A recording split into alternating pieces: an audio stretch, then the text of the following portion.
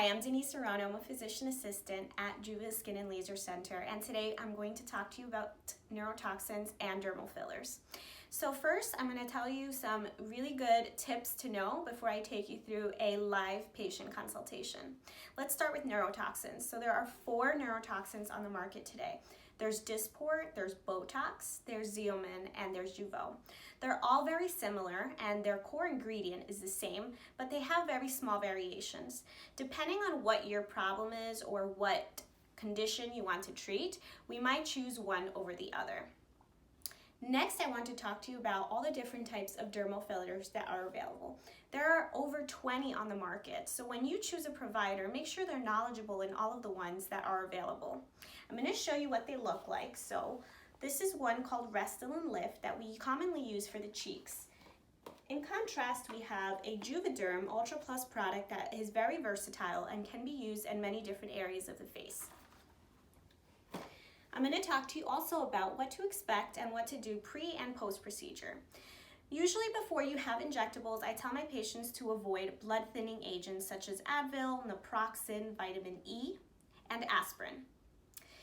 I ask you to come into the office with a clean face with no makeup. We will of course clean you with antimicrobial and alcohol prior to the procedure, but I prefer for you to not have anything on. After the procedure, I tell my patients to expect some slight swelling. Particularly in the lips, you can expect to see swelling for up to 1 week, but really the first 2 days are the ones that are the most noticeable. Little by little, the swelling will come down, and in fact, most patients miss the swelling that they have initially from lip fillers. I also want to talk to you about how important it is to not do any aggressive exercising or heavy lifting after these procedures. This can worsen swelling and increase the chances of bruising. Additionally, for neurotoxins, I ask my patients not to lean forward or lie down for at least 3 hours, as this can increase the risk of the neurotoxin spreading to areas where we don't want it to spread. So now that we've talked about all of that, I want to talk to you about how we use these different fillers specifically. There are 2 types of fillers. There are hyaluronic dermal fillers and there are also collagen stimulating fillers. And it really depends on the person and which filler we choose to use. Hyaluronic dermal fillers tend to last about 1 to 2 years, whereas collagen stimulating fillers can last much longer than that and can also reproduce the patient's own collagen. I'm going to talk to you a little bit more about where we can place neurotoxin and how exactly it works. The way toxin works is by decreasing muscle activity. If we're no longer using our muscle, if we're no longer raising the forehead or no longer creating the smile lines, then over time they will completely go away or will never develop to begin with. Common areas in which we can use toxin are for the forehead, for the creases up here. We can use it for the frown line, we can use it for crow's feet. Uncommon places where we can use it that is gaining some more popularity nowadays are for facial contouring. So if we want to create a more heart-shaped face, we can inject Botox into the neurotoxin into the masseter muscles. We can also inject it for chin dimpling. We can even inject it right here underneath the nasal tip to kind of lift that up. So the first filler that I want to talk to you about is Restylane Lift. This is a robust filler and it can last up to 1 year. I like to use this one especially for contouring the cheeks, for the jawline, for the chin, for creating more sharp defined looks. The next one I want to talk to you about is called Restylane Refine. This one can be used for areas like the lips, for crepey skin. Why I love this technology is because it moves very well with facial expression. The next one is from another company, and this one is called Ultra Plus. This one is very versatile. We can use it for the lips, we can also use it for erasing nasolabial folds, and we can use it for the chin as well. So there you have it. You have many different products, and these are only 3 of the 20 plus that we have in the clinic. The question is, how much product do you need? Well, that really depends on the person and what their goals are. My motto is natural is key. I want to create an individualized approach for every single one of my patients, and I want to create the better version of you. Now let's watch me do a consultation with MTV's Noor.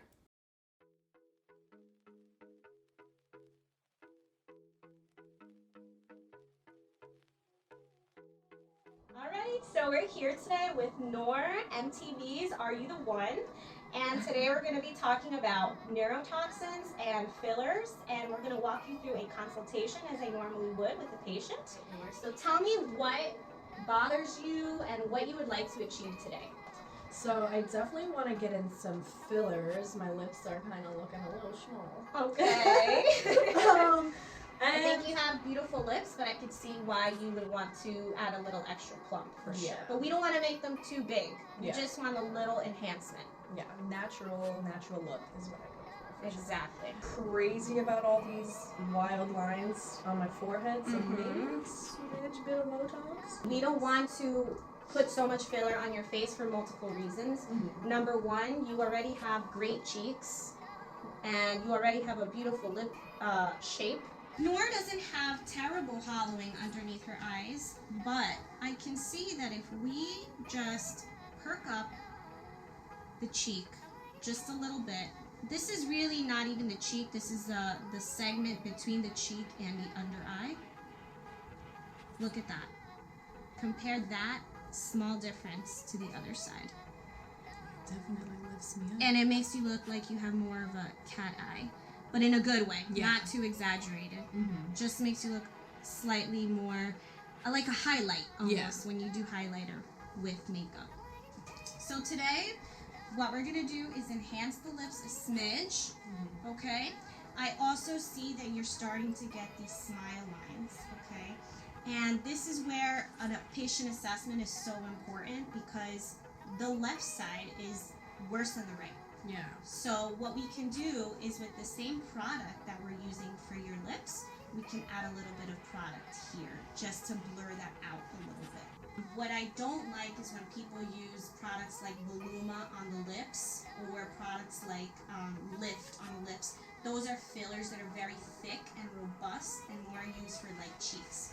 That's how you end up with really ducky lips. So some people out there might question lip fillers to begin with.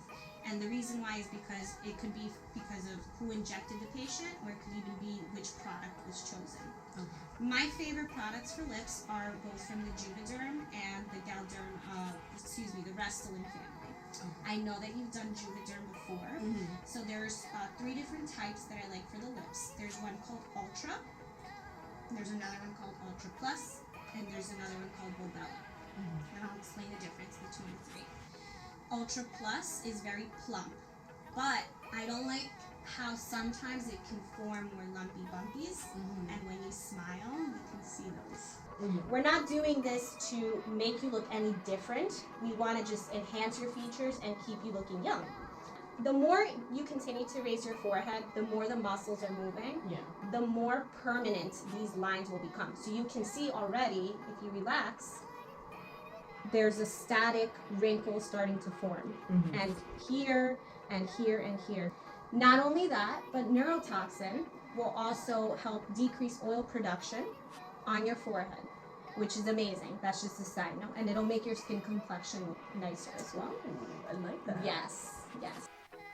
Here we have our nurse. She's numbing our patient with a topical lidocaine, tetracaine, epinephrine combination numbing cream.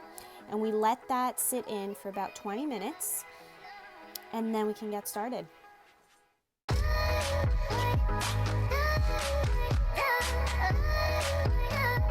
Here you can see me injecting with a technique that I call the tenting technique.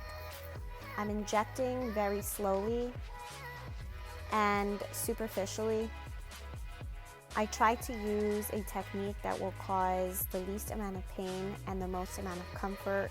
I want you to take note of that gold, shiny, plate-looking apparatus that the patient is holding.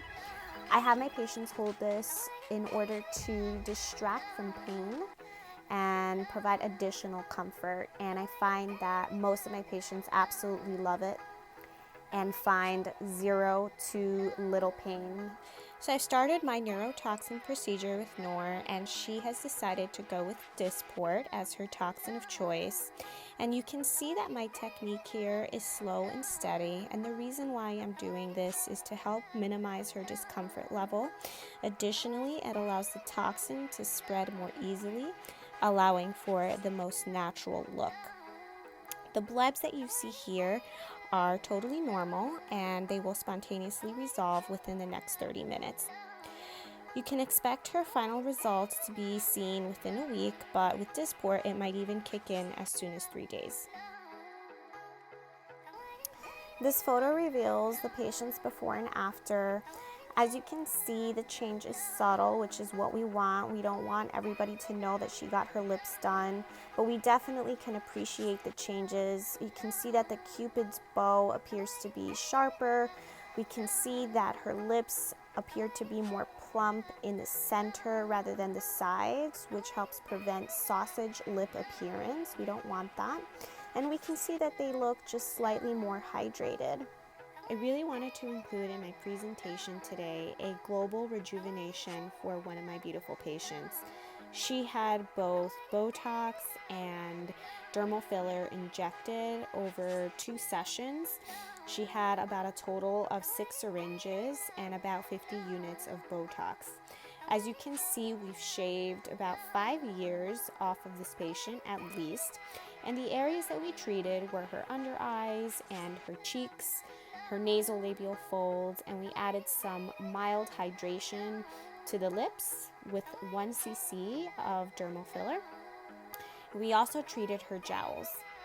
In order to obtain best outcomes when it comes to facial rejuvenation, I feel that we have to look at someone's face not just by parts, but look at it globally and have filler sprinkled across different areas of the face to create more balance and harmony while restoring youth.